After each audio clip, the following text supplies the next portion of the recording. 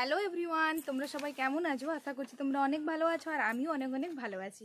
তো যাই হোক, বেশ কিছুদিন ধরে শরীরটা খারাপ যাচ্ছিলো, তোমরা অনেকেই সেটা জানো, কিন্তু এখন বর্তমান একটু ভালো আছি। তো আজকে দেখতে পাচ্ছ আমি একটা কাগজ নিয়ে এসেছি তোমাদের সামনে। এই কাগজে কি কি লেখা আছে সেটাই আজ তোমাদের মেনলি আমি বলবো, তার জন্য ভিডিওটা করছি।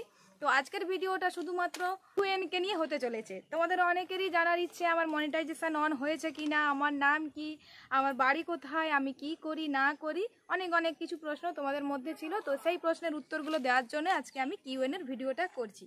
তো তোমরা কেউ ভিডিওটা স্কিপ না করলে প্রথম থেকে শেষ পর্যন্ত দেখো, অনেক কিছু তোমরা জানতে পারবে আমার এই ভিডিওতে। যারা যারা নতুন ক্রিয়েটার্স আছো তাদের জন্য তো মোস্ট ইম্পর্ট্যান্ট ভিডিও, আর যারা আমার পুরানো বন্ধু বা ভিডিও বানাও না এমনি আমার সাধারণ বন্ধু, তো সবার জন্য আজকের এই ভিডিওটা। তো তোমরা কেউ ভিডিওটা স্কিপ না করে প্রথম থেকে শেষ পর্যন্ত দেখো, তোমরা অনেক কিছু জানতে পারবে।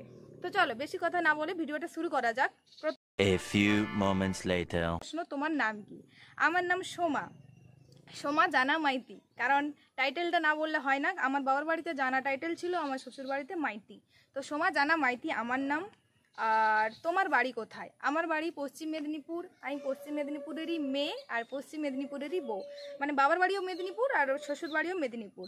আর বাড়ি যেটা শ্বশুর বাড়ি এখন বর্তমান, সেটা হচ্ছে আমার বেলদাতে।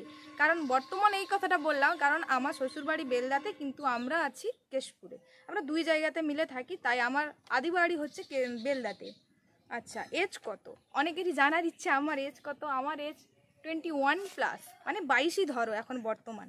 ঠিক আছে, তারপরে প্রশ্ন, বাড়িতে কে কে আছে? আমি কিন্তু তোমাদের 20 থেকে 22খানা প্রশ্নের উত্তর দিতে চলেছি। সবাই কিন্তু মন দিয়ে ভিডিওটা দেখো, কারণ তোমরা লাইভে এলেও অনেকে জিজ্ঞেস করো বা এমনি ভিডিওতেও অনেক রকম কমেন্ট করো যে দিদি তোমার নাম কি বা কী করো, কোথায় থাকো, অনেক কিছু জানতে চাও।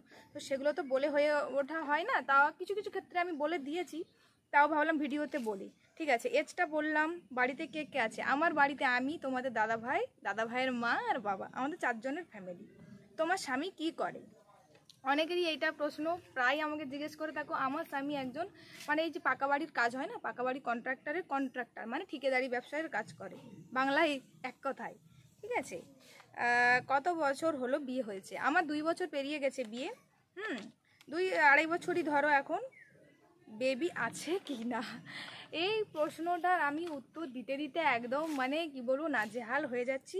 দেখো বন্ধুরা, তোমাদের আমি একটাই কথা বলি, আমার বাড়িতে নতুন অতিথি এলে, আমি যেহেতু সোশ্যাল মিডিয়াতে কাজ করছি, তোমরা সবাই জানতে পেরে যাবে বর্তমান আমরা এখনো বেবি নিইনি, আর আমাদের এজ তো অনেক অল্প। আচ্ছা, বর্তমানে থাকো কোথায়? হ্যাঁ, বর্তমানে থাকি কোথায়? বর্তমানে আমি এখন আছি কেশপুরে, কিন্তু আমার বাড়ি বেলদা। তুমি কি ডান্স শিখতে? হ্যাঁ, আমি ছোটোবেলা থেকে ডান্স শিখতাম, বাট বড়োবেলা পর্যন্ত সেটা শেখা হয়নি। ছোটোবেলাতে আমি ডান্স শিখতাম, এটা আমি অস্বীকার করব না। দেখো, যেটা আমি করেছি, অনেক মানুষই তো জানো যে আমি ছোটোর থেকেই করি ডান্স। এখন আমি বলবো যে আমি ডান্স শিখতাম না বা ডান্স করতাম না, আমি হঠাৎই এমন ভিডিও করছি, সেটা আমি কি বলবো, মিথ্যাবাদী হয়ে যাব তোমাদের সামনে। হ্যাঁ বন্ধুরা, আমি ছোটোর থেকেই ডান্স করতাম। তারপরের প্রশ্ন, পড়াশুনো কত দূর করেছো? আর পড়াশুনোর কথাটা আমি বলি, পড়াশুনো আমি এইচএস পাস করে আমি কলেজে ভর্তি হয়েছিলাম, দেবরা কলেজে। তো কলেজে ভর্তি হয়ে কয়েকদিন ক্লাস করেছি, কিছু দিন বলা যায় এক কথায়। বেশি দিন খুব একটা ক্লাস করতে পারিনি, কারণ তোমাদের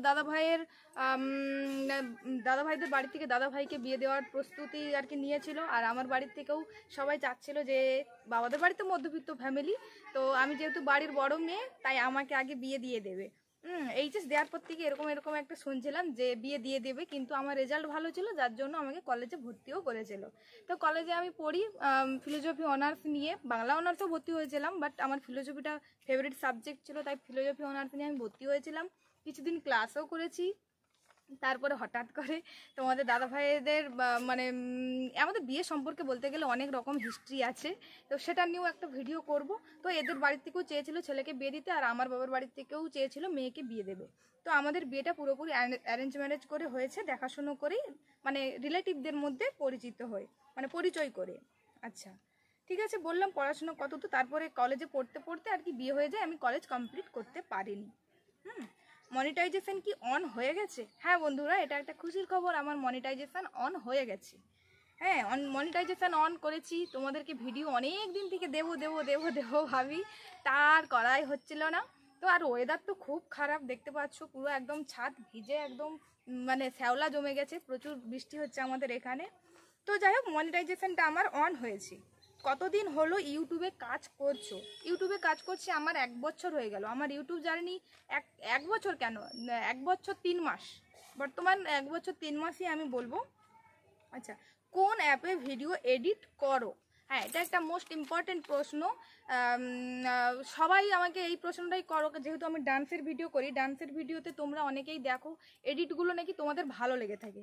তো ডান্সের ভিডিওর ক্ষেত্রে এডিট যদি তোমরা প্রকৃতপক্ষে এমনি যদি ভিডিও করো, কাটিং সাটিং করে করো, তাহলে ইনশর্টে করে ছেড়ে দাও, ঠিক আছে। আর যদি ভালোভাবে এডিট করতে চাও তাহলে কিন্তু তোমরা ভিএন থেকে করবে। ভিএন থেকে করলে ভিডিও ভালো এডিট হয়। আর ক্যাপকাট, ভিএন, তারপরে কাইনমাস্টার এগুলো আছে, কিন্তু আমি এখন বর্তমান করি ভিএন থেকে, ঠিক আছে। কোন অ্যাপে ভিডিও করে এটা তো বললাম। ভিডিও ছাড়া আর কি কি করো? হ্যাঁ, ভিডিও ছাড়া আর কি কি করি, আমি তো হাউসওয়াইফ, তোমরা বুঝতে পেরেছো, বাড়ির কাজকর্ম, তার সাথে সাথে অ্যাজ এ ইউটিউব ক্রিয়েটার্স, মানে ইউটিউব ভিডিও করি। আর ডান্স টিচার, আমি ছোটো বাচ্চাদের নাচ শেখাই। তো বর্তমান এখন আমি নাচ শেখানোটা বন্ধ রেখেছি, আমার শরীরের কন্ডিশন খুব খারাপ ছিল, আর ইউটিউবে একটু টাইম বেশি দিচ্ছি, তার জন্য ডান্স ক্লাসটা আমি একটু অফ রেখেছি। আমি ইউটিউবে ভিডিও করি, বাড়ির কাজকর্ম করি, ডান্স শেখাই, আর সাথে আমি দর্জির কাজ করি। তোমরা হয়তো দর্জির কাজটাকে নিয়ে অনেকেই হাসি ঠাট্টা করবে, কিন্তু দর্জির কাজটা আমি একদম মন থেকে ভালোবেসেই করি। ওটা আমার নিজের সব কিছু কাজকর্ম করার জন্য আমি টেলার আমি কিনেছি, টেলারে কাজ করি, ঠিক আছে। ফ্যামিলি কি সাপোর্ট করে, না নিজের ইচ্ছায় ভিডিও করাও? হ্যাঁ, এই প্রশ্নটা অনেকেরই জানার ইচ্ছা। আমার ফ্যামিলি একদম ফুল সাপোর্ট। আমি যে লুকিয়ে চুরিয়ে ভিডিও করি বা নিজের ইচ্ছাতে ভিডিও করি ফ্যামিলির অমতে, তা নয়। আমার ফ্যামিলি প্রথম থেকেই চায়, আর আমার ফ্যামিলি বলেছে বলেই আমি ভিডিও করি। আমার ফ্যামিলি খুব সাপোর্টিভ, প্রচুর আমায় হেল্প করে সব দিক থেকে। আচ্ছা, তোমার নিজের বাড়িতে থাকো না কেন? হ্যাঁ, আমার বাড়িতে আমি থাকি না কেন, দেখো, আমরা যে একদম নিজের বাড়ি ছেড়ে কেশপুরে থাকি তা নয়। এই যে কেশপুরে আমরা আছি, এটা আমার শাশুড়ির বাবার বাড়ির জায়গা। তো আমরা এই তোমাদের দাদা ভাইয়ের পাকা বাড়িতে পাকা বাড়ির কাজ করে বললাম, ওই পাকা বাড়ির কাজের সূত্রে এইখানে থাকা হয়। তো আমরা গ্রামের বাড়িতেও থাকি, এখানে যে থাকি না তা নয়। আমরা গ্রামের বাড়িতে আমাদের যেহেতু চাষ জমি আছে, ধান চাষের সময় হলে আমরা বাড়ি যাই, 1-2 মাস করে থাকি। এখানেও কিছুদিন থাকি, ওখানেও কিছুদিন থাকি, তবে বেশিরভাগটাই কেশপুরে থাকা হয়। এবারে দেখো, কেশপুরে যে কোনো জায়গা যেখানে টাকা পয়সা আসবে, সেই জায়গাটাতে তো বেশি করে থাকতে হবে না। ওখানে গেলেও টাকা পয়সা যে নেই তা নয়, ওখানে গেলেও থাকবে। এখানে যেটা হচ্ছে, এটা হচ্ছে আমাদের নিজেদের ব্যবসা, তো ওর জন্য এখানে আমরা থাকি, ঠিক আছে। আমরা 2 জায়গাতেই থাকি। কিভাবে মনিটাইজেশন অন করলে? হ্যাঁ, মনিটাইজেশন অন করেছি কিভাবে। তোমরা যদি শর্ট ভিডিও থেকে মনিটাইজেশন অন করতে যাও, তাহলে 10 মিলিয়ন ভিউজ আনতে হবে। এবারে 10 মিলিয়ন ভিউজ তো আমাদের পক্ষে অনেকের ক্ষেত্রে টাফ হয়ে যায়, তবে একটু চেষ্টা করলে হয়ে যাবে, টাফের কোনো ব্যাপার না। কারোর যদি ভাগ্য ভালো থাকে, খুব তাড়াতাড়ি মনিটাইজেশন অন হয়ে যাবে। কিন্তু আমার নিজের দোষে আমি মনিটাইজেশন অন 1 বছর পরে করতে পেরেছি। আমি সেই মতো ইউটিউবে গুরুত্বই দিতাম না। আমি পুরো 6 মাস কোনো কিছুই বড় ভিডিও করতাম না, লাইভ করতাম না। ওয়াচ টাইম যে একটা কাউন্ট করার ব্যাপার থাকে, এটা আমার মাথায় ছিল না।